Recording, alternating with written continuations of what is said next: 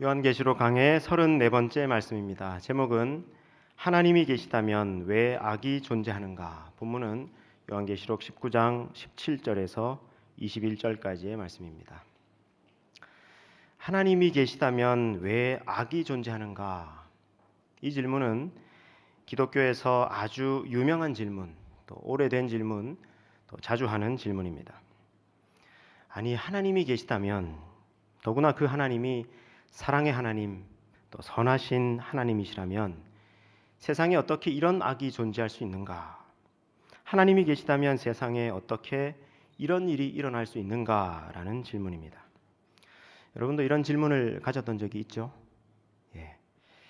기독교 신학에서 이런 질문을 신정론이라고 합니다. 이 질문에 대해서 여러 대답들이 있습니다. 하나님은 우리에게 자유의지를 주셔서 그렇다. 하나님이 처음 만드신 세상은 그렇지 않았는데 이 세상이 망가져서 그렇다.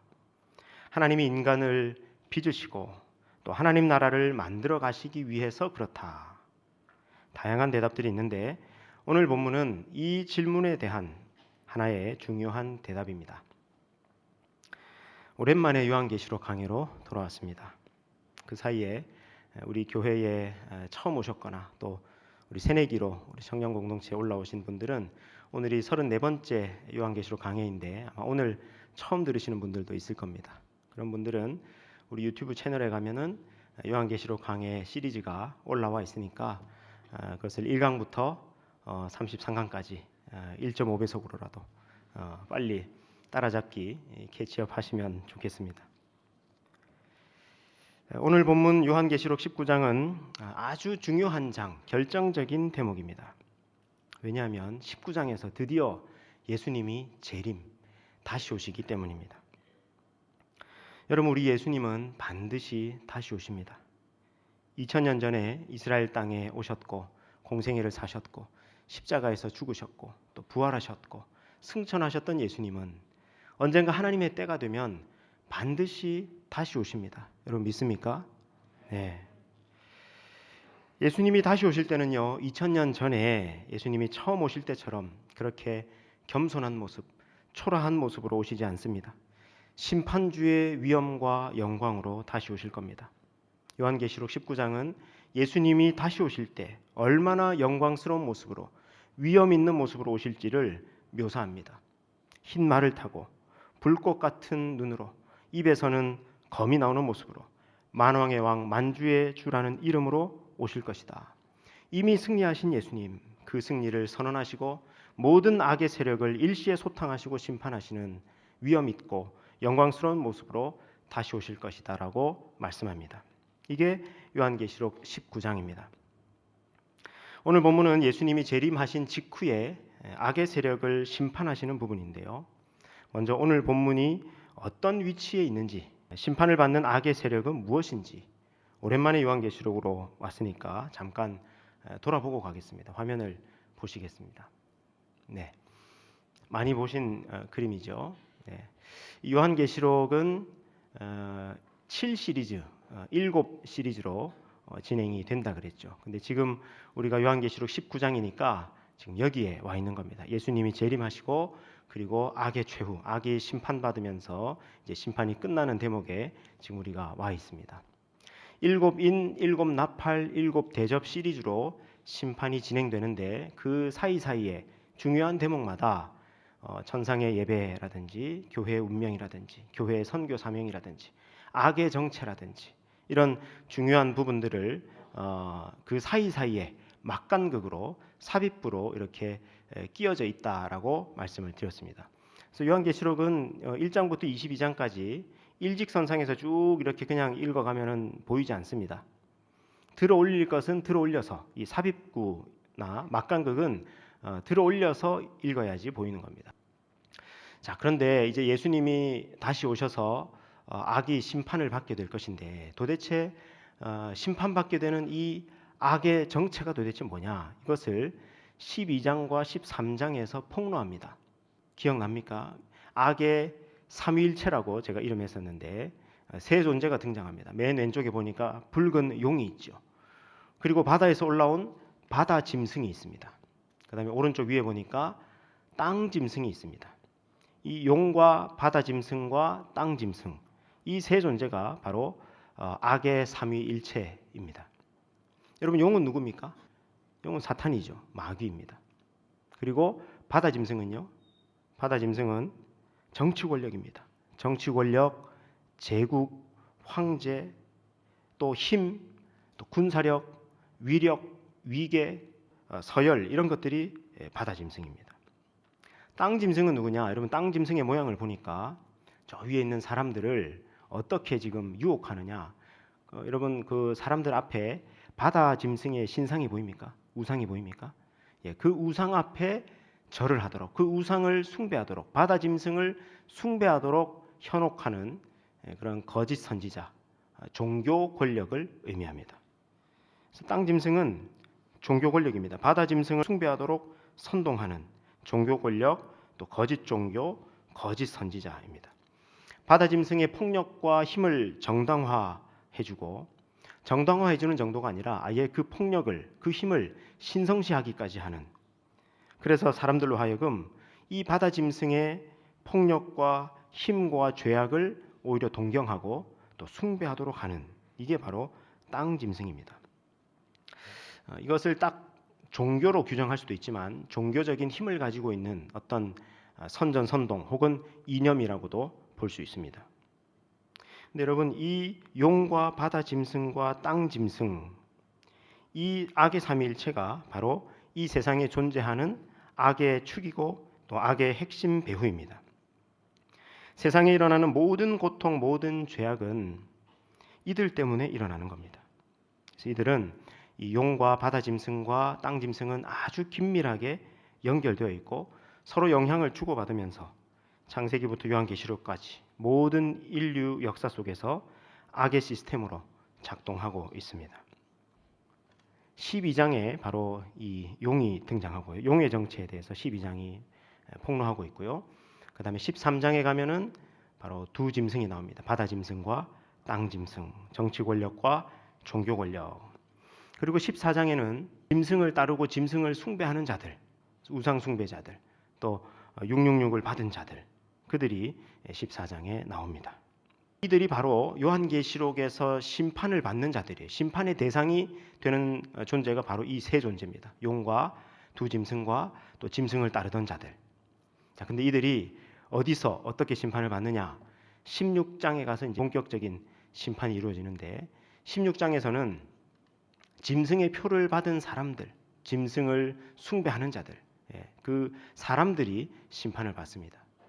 19장에 가서는요, 오늘 본문인데요, 두 짐승이 심판을 받습니다. 그리고 이제 누가 남았습니까? 용이 남았죠. 20장에서는 이제 용이 심판을 받습니다. 자, 근데 여러분, 요 16장, 19장, 20장을 잘 받으십시오. 요한계시록의 심판의 대상은 이들입니다. 짐승을 따르던 자들, 두 짐승, 그 다음에 용.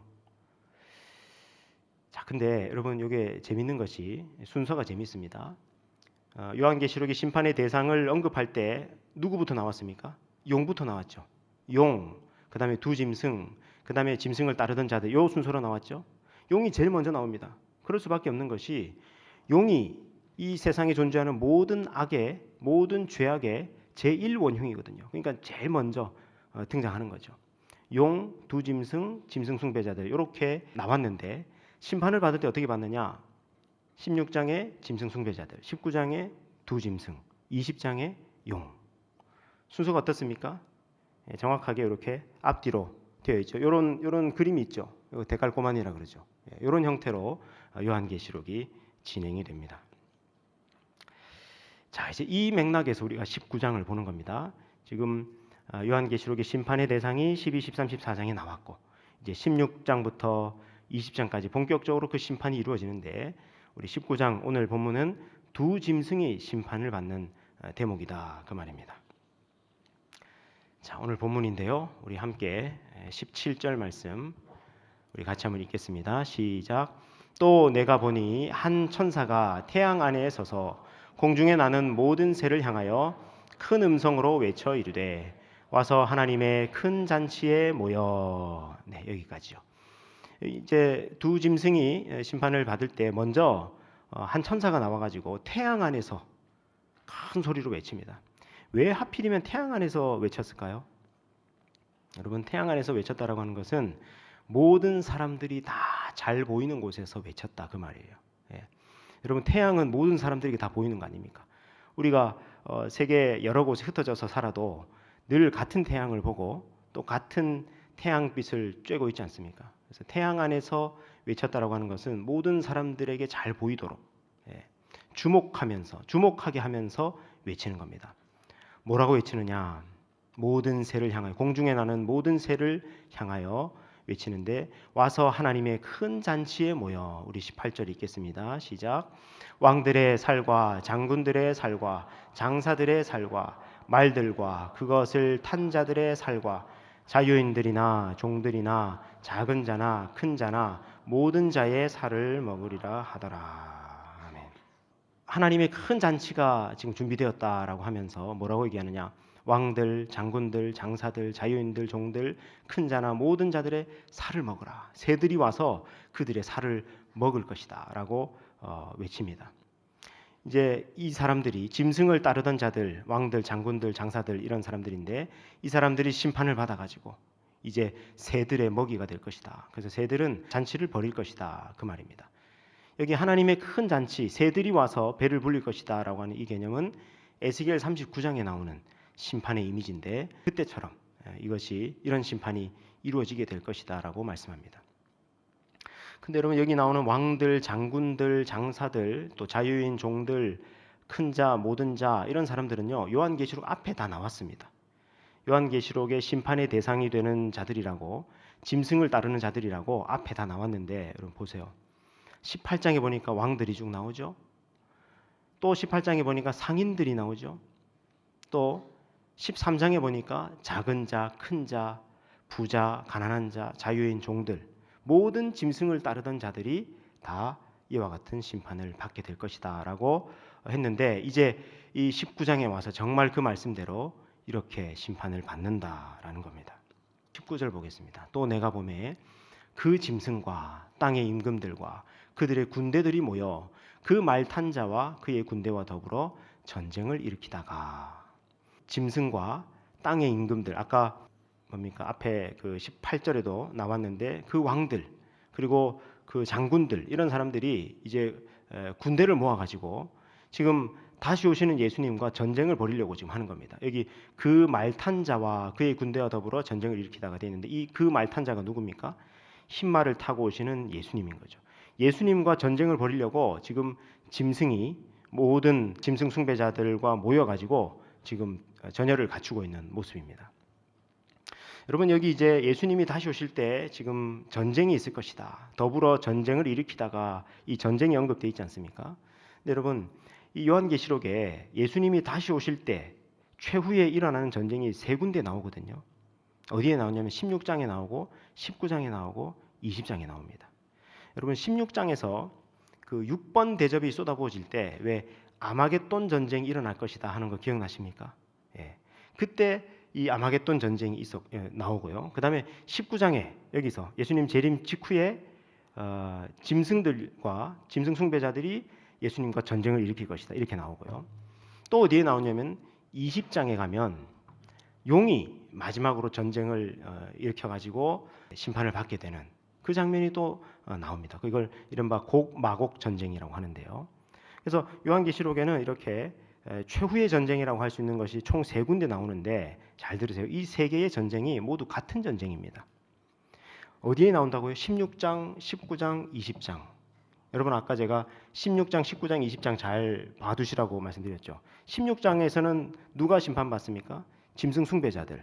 19장에서는 두 짐승, 20장에서는 용. 이렇게 이 요한계시록의 심판의 대상이 되는 악의 삼위일체가 심판을 받을 때 다 뭐가 있다는 겁니까? 전쟁이 있다 그 말이에요. 이게 언제 일어나냐? 예수님 다시 오실 때 동시다발적으로 일어납니다. 그래서 이 16장에 나오는 아마겟돈 전쟁이나 19장에 나오는 이 전쟁이나 20장에 나오는 용과 최후의 전쟁을 하는 곡마곡 전쟁이나 다 같은 전쟁이라는 거예요. 이거 엄청나게 중요합니다. 요한계시록 끝부분을 이해하는 데 있어서 너무너무 중요한 부분입니다. 저는 이거 공부하느라고 엄청 고민 많이 했는데 여러분들 그냥 이렇게 쉽게 아시는 것 같아서 조금 질투납니다. 같은 전쟁이라는 거예요. 자, 근데 전쟁이 일어났다라고 하니까 우리는 뭐 예수님하고 이 악의 세력하고 최후의 전투, 치열한 전투가 있으려나 보다 이렇게 생각하기가 쉬운데 그렇지 않습니다. 여러분 보세요. 여기에 일으키다가, 전쟁을 일으키다가라고 되어 있으니까 실제로 전쟁을 일으킨 것 같잖아요. 그죠? 근데 이거 번역이 사실 원어에 가까운 번역은 새 번역인데 뭐라고 되어 있냐면은 여러분 보세요. 싸우려고 모여 있다 이렇게 되어 있어요. 그러니까 이 지금 짐승들과 또 짐승 숭배자들이 예수님과 싸우려고 모여 있는 상황까지만 지금 기록하고 있어요. 그런데 20절에 가보면 어떻게 됐습니까? 바로 싸우려고 모여 있었는데 바로 짐승이 잡히고 싸워보지도 못하고 싸움을 시작하지도 못하고 예수님의 등장과 함께 바로 붙잡혀가지고 유황불에, 지옥불에 던져지고 마는 겁니다. 짐승과 거짓 선지자가 함께 잡혔다 그랬죠. 여러분 아까 두 짐승이 있다 그랬잖아요. 바다 짐승이 있고 땅 짐승이 있다. 바다 짐승은 정치 권력이고 땅 짐승이 종교 권력이다 그랬잖아요. 그죠? 여기 20절에 앞에 나오는 이 짐승은 바다 짐승이고요. 그다음에 그 앞에서 표적을 행하던 거짓 선지자 이건 지금 누굴 말하는 겁니까? 땅 짐승을 말하는 거예요. 그러니까 바다 짐승과 땅 짐승이 함께 붙잡혀 버린 겁니다. 여러분 두 짐승이 아무리 뭐 힘이 있고 뭐 세 보이고 그래도 예수님 앞에서는 게임이 안 됩니다.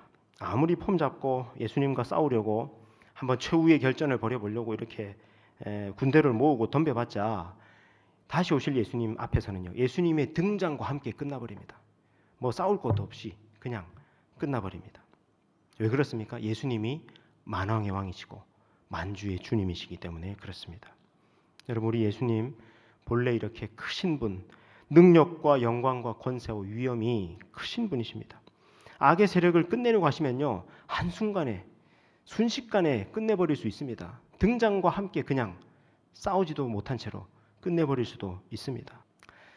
자, 그렇게 해서 이 짐승들은 유황불 붙는 못에 던져지고 지옥불에 던져지는 거죠. 그리고 그 나머지 짐승들과 함께 전쟁을 해보려고 모였던 자들이 말탄 자, 예수님의 입에서 나오는 검에 다 죽어서 심판을 받아서 아까 앞에 천사가 외쳤던 대로 모든 새가 그들의 살로 배를 불리면서 잔치를 하게 되면서 이 심판이 끝나는 겁니다.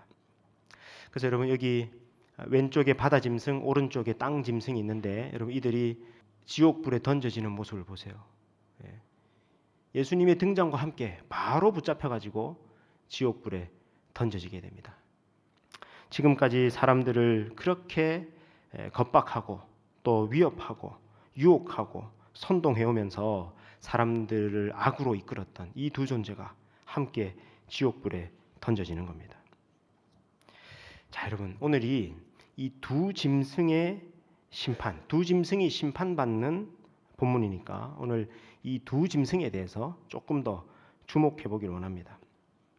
여러분 이 두 짐승이 뭐라 그랬습니까? 다시 바다 짐승은 정치 권력, 제국주의, 황제, 힘, 군사력, 위력, 위계, 서열 이런 거라 그랬습니다. 땅 짐승은요.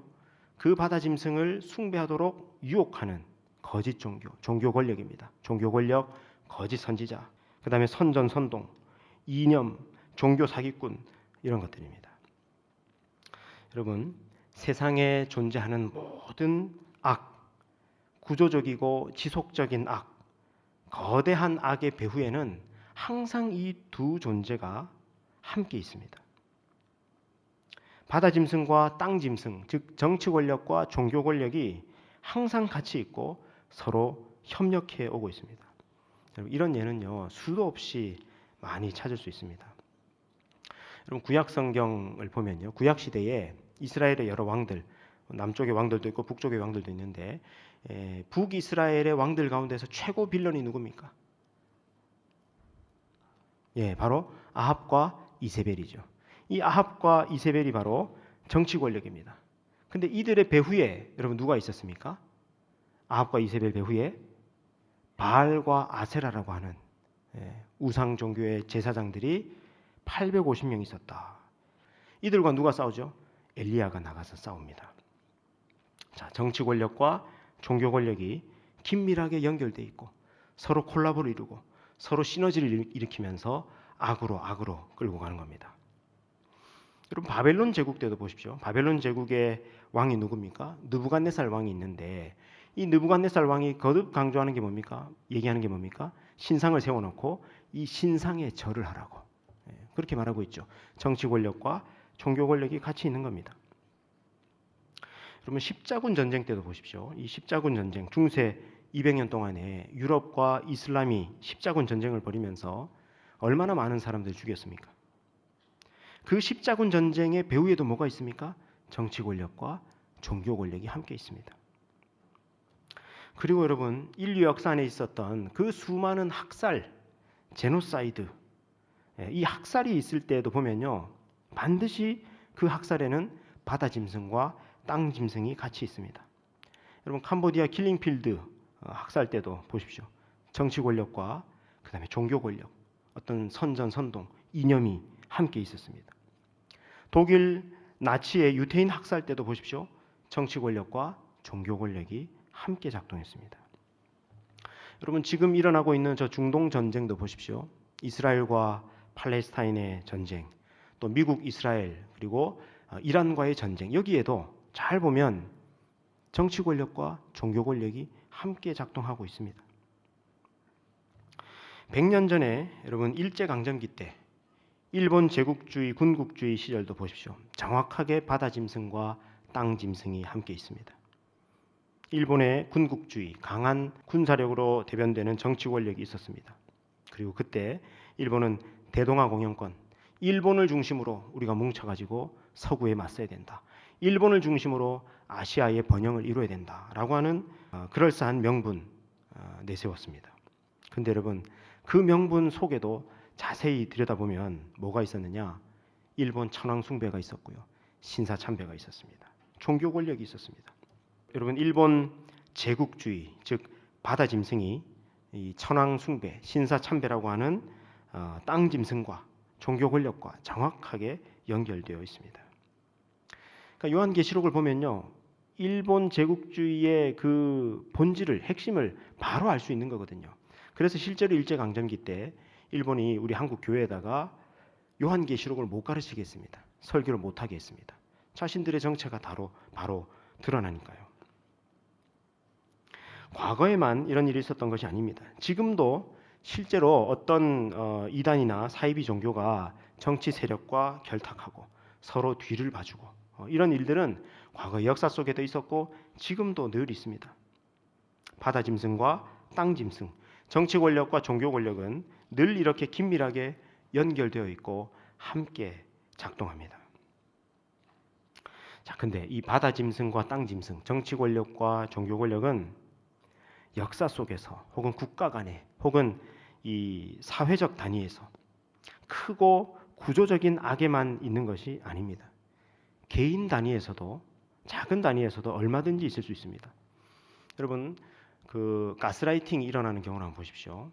가스라이팅이 일어날 때 어떻게 일어납니까? 어떤 힘이나 위계나 어떤 권위를 가지고 접근합니다. 이게 뭐죠? 바다 짐승, 정치 권력이에요. 근데 힘 있는 자, 어떤 권위나 위계가 있는 자가 와가지고 뭐라고 얘기합니까? 너는 나 없으면 안 돼. 너는 나 없으면 못 살아. 나 없으면 성공 못 해. 이러면서 어떻게 해요? 신념을 심어주는 거예요. 선동하는 겁니다. 그래가지고 가스라이팅, 심리적 지배가 일어나는 겁니다. 그러니까 늘 이 둘, 바다 짐승과 땅 짐승, 이 둘은 늘 함께 작동하고 역사합니다. 그러니까 여러분, 이 요한계시록에 나오는 이 바다 짐승과 땅 짐승은 이게 정치 권력과 종교 권력이라 그랬는데 이걸 단지 로마 제국과 황제 숭배 이것만을 의미하는 것이 아닙니다. 이 둘은 역사 전체에, 세상 전체에, 에덴 동산에서부터 예수님 다시 오실 때까지 전체에 퍼져 있습니다. 이 둘은 거의 대부분의 악에 작동하고 있고 늘 긴밀하게 연결되어 있고 또 늘 함께 작동하고, 근데 중요한 것은 이 둘이 항상 용의 사주를 받습니다. 이 바다 짐승과 땅 짐승은 시대마다 나타나는 그 배우들은 달라지지만 그 이면에는 누가 있는 겁니까? 용이 있는 겁니다. 사탄이 있는 겁니다. 여러분, 바로 이들 바다 짐승, 땅 짐승, 용, 정치 권력, 종교 권력, 그리고 사탄, 이들이 바로 이 세상에 존재하는 악의 정체이고 악의 시스템이고 악의 배후입니다. 세상에 왜 악이 존재하는가? 이들 때문입니다. 이들의 활동이 한시적으로 허용되어 있기 때문입니다. 하나님은 하나님의 뜻, 하나님의 나라를 이루어 가시기 위해서 이들의 활동을 한시적으로, 제한적으로 허용하셨습니다. 그래서 이 세상에 악이 존재하는 겁니다. 그런데 여러분, 중요한 사실은 이들의 활동은 한시적이다라는 겁니다. 이걸 잊지 마세요. 때가 있다. 끝이 있다. 때가 되면 예수님이 다시 오시면 이들은 바로 가차없이 순식간에 한순간에 지옥불에 던져지게 될 것입니다. 지금 바다 짐승, 땅 짐승이 대단해 보이고 힘 있어 보이고 무서워 보이고 그렇지만 예수님이 다시 오실 때 이들은 정말 찍소리도 못하고 싸워보지도 못하고 지옥불에 던져져 버리고 말 존재들입니다. 여러분, 우리 예수님이 다시 오실 때 이 세상의 모든 악이 청산될 것입니다. 금방 끝날 겁니다. 순식간에 멸망할 겁니다. 여러분, 이거 중요합니다. 이 두 가지 기억하십시오. 첫째로, 이 세상에 존재하는 악은 한시적이다.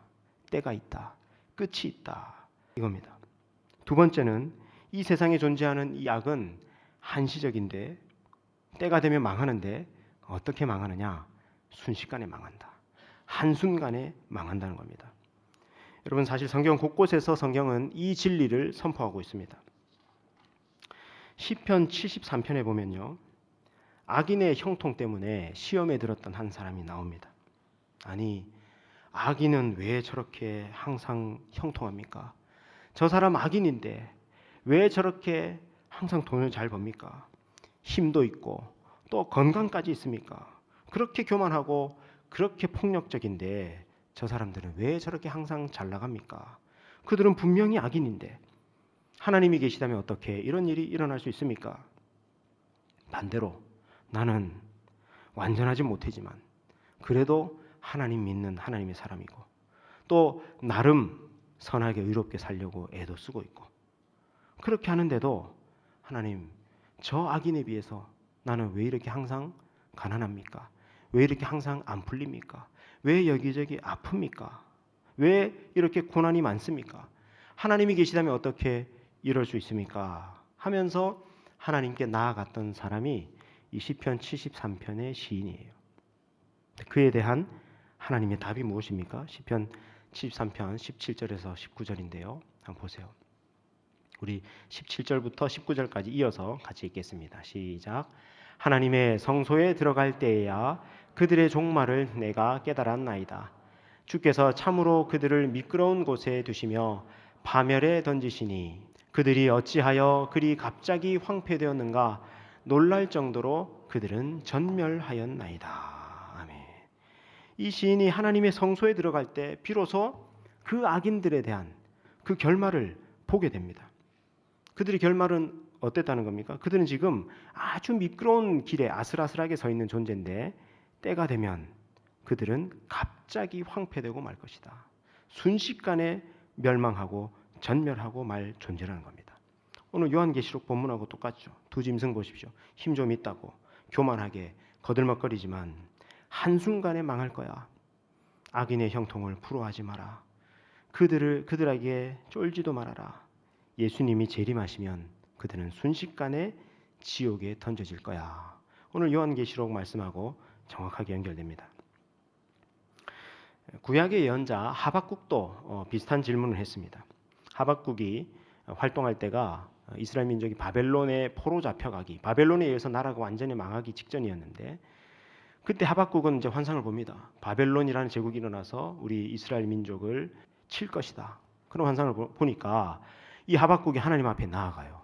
나아가서 뭐라고 얘기하느냐? 아니 하나님, 우리 이스라엘 백성이 뭘 좀 잘못했기로서니 저 바벨론 제국 저 악한 것들보다는 그래도 우리가 좀 나은 거 아닙니까?